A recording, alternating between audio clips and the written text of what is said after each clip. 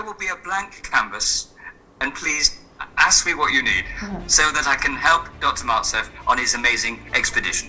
Okay. It will be an honor. Я тогда стану белым чистым листом бумаги, спрашивайте у меня все, что хотите, и я попытаюсь полностью помочь, насколько могу, доктору Мальцеву и его экспедиции.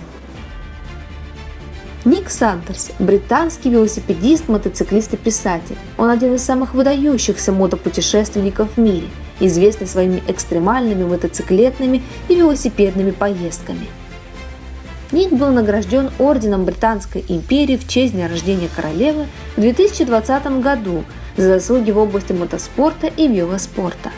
Ник 8 раз совершил кругосветное путешествие на мотоцикле, 1 раз за 19 дней, что является абсолютным рекордом Гиннесса. В целом он проехал более 1 миллиона километров. Ник дважды объехал весь мир на велосипеде, в том числе совершил рекордное кругосветное плавание за 79 дней. Летом 2011 года Сандерс стал первым человеком, который проехал с Аляски до огненной земли и обратно менее чем за 49 дней и 17 часов. Эту поездку он совершил на мотоцикле Yamaha R1.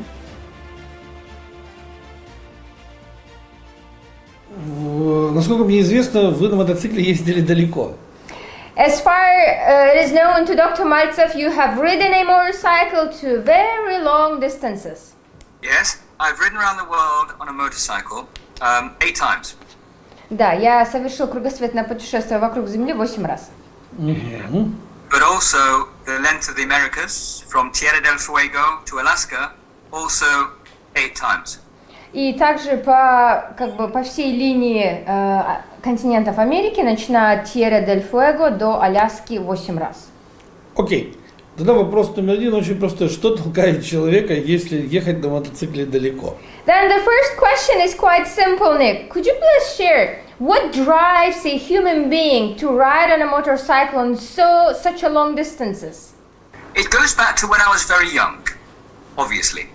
When I was very young, I wanted to be the best in the world at something, but I didn't know what. And that was ultimately the goal. But remember, I was a cyclist before.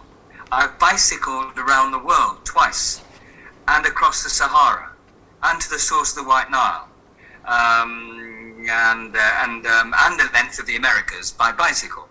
So there was a 15-year history, and I was a professional cyclist, all the time looking for something where I could be the best.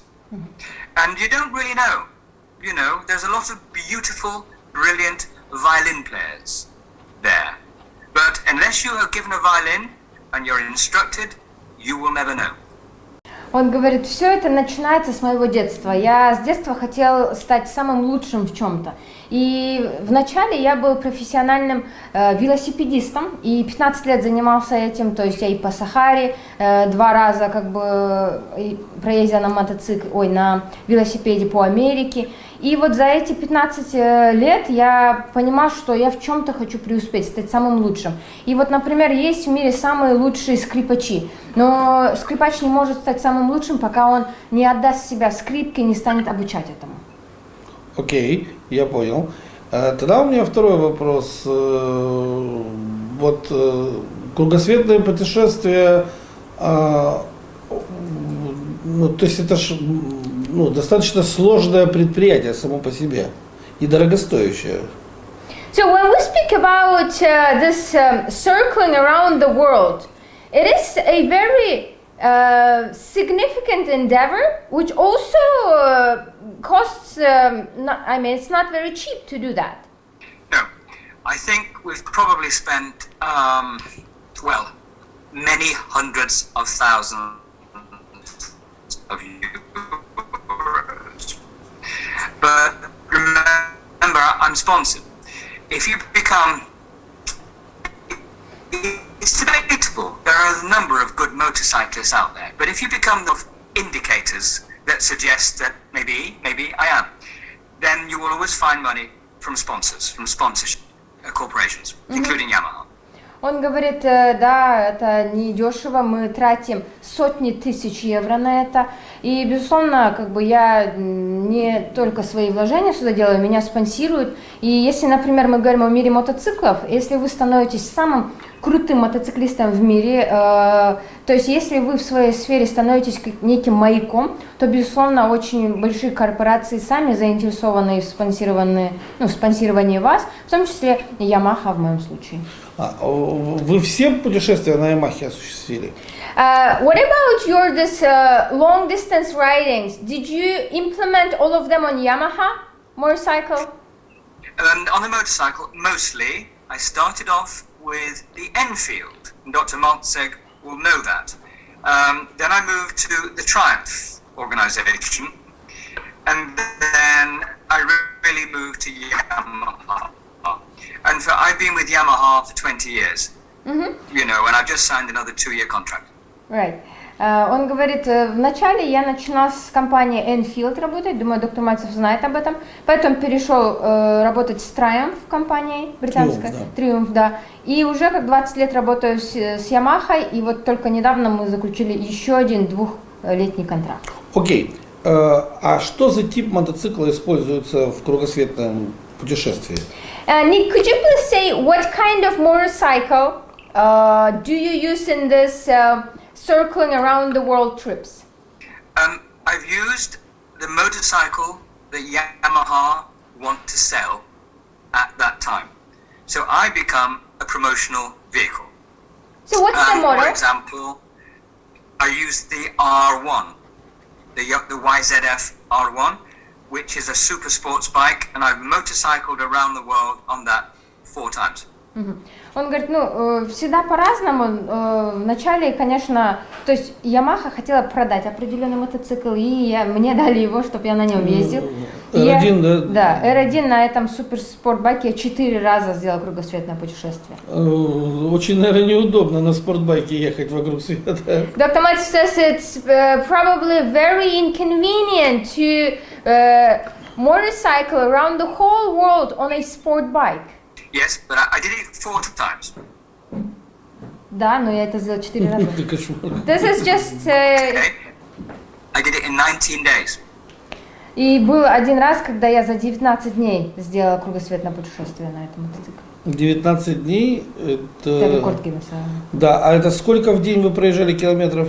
And if you did in 19 days, that would mean how many kilometers did you ride in one day? 1,800 every day. 1800 километров каждый день. Это средняя скорость движения какая? And what would be the average speed of yours? Well, whatever speed you do, however fast you go, you will only average about 80 kilometers an hour. Ага. Как бы вы быстро не ехали, что бы вы ни делали с байком, средняя скорость 80 километров в час. Да, ну ты понятно. То есть это, по сути, чтобы проехать 800 километров, 1800 в день, это нужно ехать где-то 14 часов. So basically, in order to cover 1,800 kilometers per day, you have to keep riding for about 18 hours. Well, yes, it was about 20 hours, Да, примерно. if you include toilet stops and food. So I would get 4 hours a night sleep, but some days, if I was falling behind on the schedule, I would ride for 2 or 3 days non-stop. Он говорит, в среднем это занимает 20 часов езды, если мы посчитаем туалет, еду и собачек, говорит. И я, получается, ездил каждый день по 20 часов, спал по 4 часа в день. Но если я вижу, что я отставал за своим графиком, то я 3 дня нон-стопом ехал сутками. Безостановочно. Без остановки. Это же требует определенного рода подготовки, я так понимаю. And this kind of riding, certainly it would require a certain training, special training. The training to do this, if you tried to do it instantly, without any training, you would die. There's no question about it. Если человеку это, безусловно, нужна тренировка, если он просто вот так начинает делать, он 100% умрет. Это понятно. I think so, yeah. However, the whole of my life, every journey I do is training for the next journey, and so on. than 40 years of training. В моем случае вся моя жизнь это и есть равно тренировка. То есть моя каждая поездка это еще одна тренировка для дальнейшей поездки. И 40 лет своей жизни я то и делаю, что я тренируюсь. Я понимаю.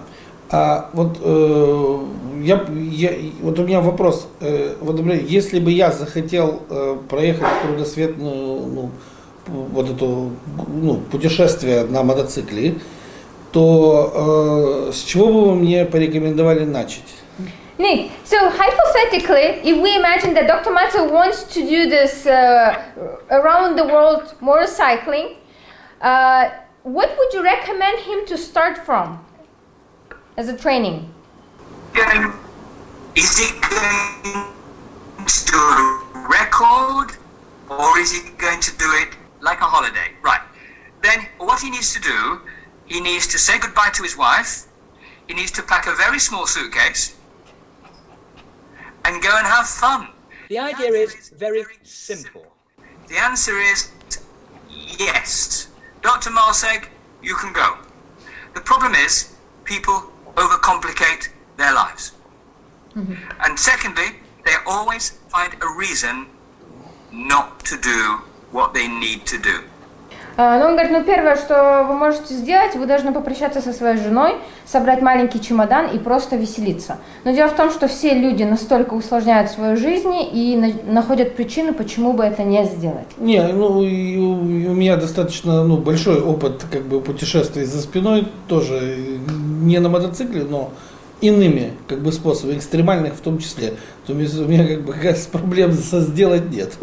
So Dr. Maltsev says that he has a huge experience of very long distance trips related with the research, not on the motorcycle. So he has no problems with finding justifications. He won't justify himself. So what he was asking you, could you please recommend him what he should start doing as a training to start this long distance motorcycling? Well, obviously there are three things. There's physical aspect, the mental aspect, and the mechanical aspect. If he has a bike, the bike will probably not break down. Bikes are very good. The mental aspect, clearly Dr. Maltsev said he has the mental attitude to do it. The thing really is the physical aspect. I'm a particular age, I'm 63, but my weight and my physiology is the same, which will allow me to do the things that a 23-year-old will do. You understand? Right, correct. Он говорит, в данной ситуации есть три аспекта. Первый физический, второй интеллектуальный и третий механический. Безусловно, мотоциклы, которые сейчас конструируются и на котором, наверное, вы будете планировать, они хорошие и не сломаются. Очевидно, что у доктора Мальцева нет проблемы с интеллектуальной частью, так как умственно у него отношение такое, что он это сделает. Третий – это физический аспект, и он очень важный. То есть мне сейчас 63 года, но физиологически я вынослив, как парень 23 лет, который может это совершить. То есть я практически в такой же форме, когда начинал этим заниматься. Я понял. The motorcycles that were always my choice. To do something different. The R1 is a sports bike, and that gave me the go on a BMW. You know, if you want to get money from this project and be commercial, you have to be different. And I was different. All the bikes are the bikes I chose to go on. Ник говорит, что все мотоциклы, на которых он ездит, это его выбор. Дело в том, что чтобы этим успешно заниматься тем, что он делает, он отличаться должен кардинально от всех, и он поэтому выбрал R1, чтобы быть отличительным от других. Окей, я понял, но спортбайк, ведь даже стрит хороший, с начинкой спортбайка, он же, может ехать только по асфальту, насколько я понимаю, или вы так не считаете? Dr. Maltsev says that, for instance, even a street bike with an engine of a sport bike, let's say, even that kind of vehicle would be good for the asphalt only. Don't you think so? Or do you have another opinion on this? No, I agree. It's only good for the asphalt. But I took my R1 Sport down where there was no asphalt, Jim, and you've got the determination to do it. You can take any bike anywhere. Он говорит, да, я с вами согласен. Но он взял R1, и он сказал, я сделаю это. И говорит, если у человека есть вот это рвение, он с любым байком везде проедет. Окей, я понял. То есть вам приходилось ехать на R1 и не по асфальту, я правильно понимаю? So you were in the situations when you took R1 and you were riding it on non-asphalt? Many times I went across the Nubian desert. There was no road. It was just sand following the trucks. Он говорит, например, я кучу раз проезжал про нубийской некий пустыня, где только песок. На R1? На R1. Окей, но тогда колеса какие-то другие стояли на нем, ну, не трековые, специальные колеса на ней стояли. Nick, in such a case, did you put some different tires on your R1? Sometimes you are overcomplicating things. I said that at the very beginning. Right. Sometimes to get publicity and attention, you have to do the opposite of what's expected of you. This is what gave me great publicity over the years, to do the opposite of what's expected of me. Он говорит, как я вначале сказала, люди очень много чего усложняют. То есть, если человек уверен, что у него это получится, он найдет способ, и он говорит, в моем случае я сделал прямо противоположно то, чего от меня ожидалось, и это дало мне огромную славу. То есть, в принципе, на обыкновенных асфальтовых колесах вы ехали по пустыне, правильно я понял? So basically, Nick, you managed to ride R1 with the normal tires that it came from the factory. You rode it on the, what was that, sand? Sand, yes. Now listen, the tyre manufacturers who sponsor me were delighted because their ordinary road tyres could be taken across the Nubian desert, okay? So they were not special tyres. So if they can go across the Nubian desert, they're very good tyres. Same with the bike. You know, you're taking these elements outside their comfort zone. And that's where things start to get interesting. And who was the manufacturer of the tires? Continental. Он говорит, Continental, один из моих спонсоров, который выпускал эти шины для R1, они, конечно, были в восторге, что я решила такое сделать путешествие.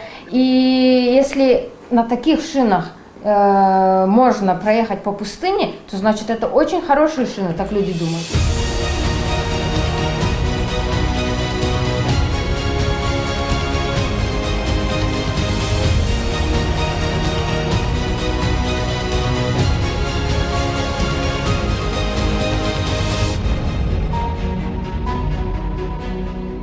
При подготовке к такому путешествию, кроме самого маршрута, что еще нужно учесть? So whenever you're preparing for such a long distance riding, except the scheme that you are going to follow, what else you should keep in your mind? What else should be in your training program? When people say, for example, and everybody says this, and I'm sure Dr. Maltsev has had this himself, Dr. Maltsev, you are crazy. They're wrong. I'm not crazy, and neither is Dr. Maltsev. We are absolutely... Okay, Maltsev people think we might be. It's because they don't understand. Он говорит, дело в том, что у людей есть такой подход, например, кто-то может посчитать кого-то сумасшедшим, например, вас или меня, но я знаю, что я не сумасшедший, и доктор Малтсев знает, что он не сумасшедший, то есть только потому, что другие чего-то не могут сделать или могут это сделать, люди считают их таковыми. Окей, это мне все понятно, но этого же, наверное, недостаточно, чтобы ехать. But this is not enough to ride, to do the long distance riding. What else you have to keep in mind except the points of your... Actually, one is very clear. Everything is about clarity, as Dr. Maltsev will understand. And if you are clear about what you want to do with your life, and you have a schedule, then it happens. All you need is the money, the direction. I don't know what it is. What is it? Most people don't know what they want to do in life. You understand that? I Yes. do. Он говорит, дело в том, что все дело в ясности. Это самое главное. То есть, когда есть ясность того, что ты хочешь сделать со своей жизнью, ты знаешь, что должно быть в конце. И у тебя есть некий план, все, что тебе нужно, деньги. Но дело в том, что большинство людей в этом мире, они не знают, что хотят сделать со своей жизнью, а я знаю. Это прекрасно. Я вот и говорю, что то есть, кроме маршрута и денег, что-то еще нужно? So, Nick, yes, Dr. Maltsev totally understands you. So when we speak about the long distance riding, let's say you have a specific schedule. You want to go here, here, here, here, like this. So except that map, except money, what else do you need? Some training, equipment, whatever one has to have in mind. Экипировка какая-то. What about gear? There's two ways of looking at this. One is the minimalist way, which is me. And I take about 1 hour to pack for an around the world journey. So in that sense, I don't satisfy your answer. I don't. Because I am completely different to what you expect from an around the world motorcyclist. Okay? However, I know what Dr. All the preparation. I fully understand. Он говорит, есть два подхода к подготовке вот к кругосветному путешествию. Один из них минималисток. И у меня вот такой стиль. Я понимаю вопрос доктора Мальцева, и я понимаю, что мой ответ его не удовлетворяет, потому что я 1 час готовлюсь для кругосветного путешествия. Мне достаточно 1 часа. И я понимаю, говорит, что я настолько неординарный вот мотоциклист, который ездит по всему свету. Наверное, нужно готовиться долго. Не нужно, я же просто спрашиваю, вот вы считаете достаточно 1 час, я ваше мнение хочу знать. So Dr. Maltsev said one thing. He said it's not about being not satisfied with your answer. He never did this, whole world motorcycling. You did this. So since you're competent in this, he is asking for your opinion and wants to find out. There are other things that Dr. Maltsev is competent in, but when it comes to motorcycling whole world, there's nothing like, we are not satisfied or satisfied with your answer. We just want to find out. So if you think that 1 hour is enough to pack, that's great. No. Well, yes, it is really, because people pack too much. They take too much. There's a rule of thumb, we have a word. If you pack, divide it by half. And then half again. People pack their luggage for comfort. They pack 3 t-shirts when they only need 1. 2 pairs of shoes when they only need their motorcycle boots. Первое, что касается вот самой подготовки, что нужно паковать. Многие люди берут с собой очень много вещей. У нас есть некое правило, когда мы запаковались, нужно половину из этого выбросить. То есть они это делают, безусловно, для своего комфорта. Да? То есть если им нужна 1 футболка, они обязательно возьмут там несколько штук. И для мотоциклиста самое главное это его бутсы. Да? Вот. Я так понимаю, что мотоцикл может быть любой, правильно я понял? So Nick, do you understand correctly that for the long distance riding, you can take any kind of motorcycle? Yes and no. When I was riding around the world, I did it in 19 days on a sports bike. When I was riding from Tierra del Fuego to Alaska, I tried to become the fastest person to ride the length of the Pan American Highway. I tried on the R1. I failed 7 times. Eventually, I went on a Super Tenere 1200, which is a big bike. And then I succeeded. Он говорит и да, и нет, потому что когда он пытался поехать с Тьерри дель Фуэго до Аляски на R1, там большая часть это шоссе было, он хотел стать самым быстрым человеком в мире, который когда-либо это делал. Но у него не получалось 7 раз, то есть он проводил. Но потом он взял мотоцикл Super Tenere 1200, достаточно большой мотоцикл, и у него получилось. И говорит, я сейчас объясню почему. Окей. So, I took the Yamaha Super Tenere 1200 and I rode from Tierra del Fuego to Alaska on my 8th attempt to become the fastest person to do that journey. And it was a better bike. It was a better bike, absolutely. I had luggage, I had comfort, I had fuel economy, I had more petrol, more fuel, more gasoline in my tank. The R1 was not the right bike, and that succeeded. So yes, Dr. Maltsev, you're right. If you are thinking about the right motorcycle for your journey, you are correct. I am a strange motorcyclist, okay? I recommend for you the Super Tenere 1200 or the BMW, okay? Not the R1. Он объясняет, то есть он взял другой мотоцикл Yamaha Super Tenere 1200, и вот на 8-й попытке у него удалось сделать, вот побить этот рекорд, стать самым быстрым человеком. Это был намного лучший байк, чем R1, было место для багажа, экономия топлива и так далее. То есть, когда мы говорим о выборе мотоцикла, да, доктор Мальцев, вы правы, если человек хочет, ну, как бы, правильное путешествие, вот это кругосветное сделать. Ну, просто я очень странный мотоциклист. То есть, я бы порекомендовал человеку для таких длинных поездках вот этот мотоцикл или BMW. BMW. А BMW какой? And as for the BMW, what kind of model would you have recommended? GTL? GTL? No idea. I'm with Yamaha. But the point being, it's a type of motorcycle, and I suspect, looking at Dr. Maltsev, he needs a bigger bike, he needs a more conventional adventure bike, and that's perfect. You know, let's dispense with the motorcycle. That's easy. Dr. Maltsev, go into a dealership in Odessa, and they will tell you what bike to ride.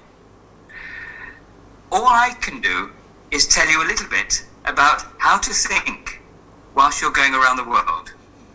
Он говорит, ну, я смотрю, детали BMW он не может сказать, потому что в этой компании не разбирается больше и Yamaha. Он говорит, ну, я смотрю на доктора Мальцева, и, скорее всего, ему нужен более крупный мотоцикл, типа Adventurer, ну, для вот турера. А если это будет большой турист, например, типа Honda Goldwing, это возможно или все-таки не стоит? No! No! No! No! Honda Goldwing, no? Dr. Maltsev has... No, никогда нет. Stop the Zoom meeting now. Остановите Zoom сейчас, говорит. Well, Dr. Maltsev has several bikes. Это была провокация, скажи. That was a provocation. That was a provocation. То есть мотоцикл тур-эндуро, любой тур-эндуро, я так понимаю, подойдет для подобного рода экспедиции. In your opinion, a motorcycle of tour enduro type, any motorcycle tour enduro would be more or less suitable for long distance riding? Yes, absolutely. In reality, a dual-purpose motorcycle will be very good. Now, the motorcycle that I am the ambassador for now with Yamaha is the Tenere 700. Tell Dr. Maltsev to check out the Tenere 700. It's very reliable, it's dual-purpose, it's lightweight, it's not expensive, and it's extremely robust. It will not break down. For example, you could take this motorcycle across the Himalayas, across the Nubian Desert, anywhere you like. It's dual purpose. Он говорит, я вообще рекомендую для, ну, тур-эндуро, да, подходит. Я рекомендую мотоциклы двойного назначения для поездок на длинные дистанции. На данный момент, ну, я являюсь как бы лицом Ямахи, и мы сейчас занимаемся вот как раз мотоциклом Tenere 700. Я бы доктору Мальцеву очень рекомендовал посмотреть, что это за мотоцикл, потому что первое, он очень надежный, второе, это мотоцикл двойного назначения, он легкий и он настолько прочен, что никогда не сломается. И вы этот мотоцикл можете возить по Гималаям, можете по пустыням, где угодно. Я обязательно начну, вот только закончу запись, начну смотреть этот мотоцикл. Once the Zoom is finished, Dr. Maltsev will start taking a look into Tenere 700. Good idea. Absolutely fantastic. Great, great. It's very, very good. Really. Да. Скажите, пожалуйста, когда мы выбираем маршрут, нам лучше выбирать центральные какие-то магистрали или там, где поменьше машин? Got it, Nick. But when we are planning, just your personal opinion, do you think it's better to choose the central highways, or would it be better to choose some not famous roads? Yes, absolutely. Go on the not famous roads. They exist. They're wonderful. You're going to have a fantastic time. They really are there. I think sometimes, oh dear, I wish we could communicate properly. But sometimes an idea of a route for me is to go left, right, left, right, left, right, and not know where you're going. I know where I'm going all my life. My great thrill would be not to know where I'm going. Ну, это его рекомендация чисто как человека. Я, говорит, рекомендовал бы выбрать те дороги, которые не центральные, которые никому не известны. Это же потрясающе. Вы получите, ну, просто фантастическую поездку. Потому что на протяжении всей своей жизни, например, я знаю, куда я иду. Это ужасно скучно. А когда я езжу на мотоцикле, для меня вот идеальный план – это лево-право, лево-право, лево-право, когда я не знаю, куда я иду, и это просто захватывающе. Ну, это приключение, получается. That is an adventure, what you are speaking Yes, about. absolutely, exactly, yes.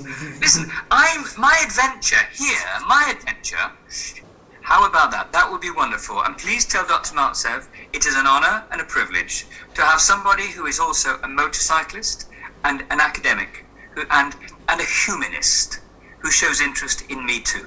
Thank you. Доктор Мальцев, позвольте вам выразить свою благодарность.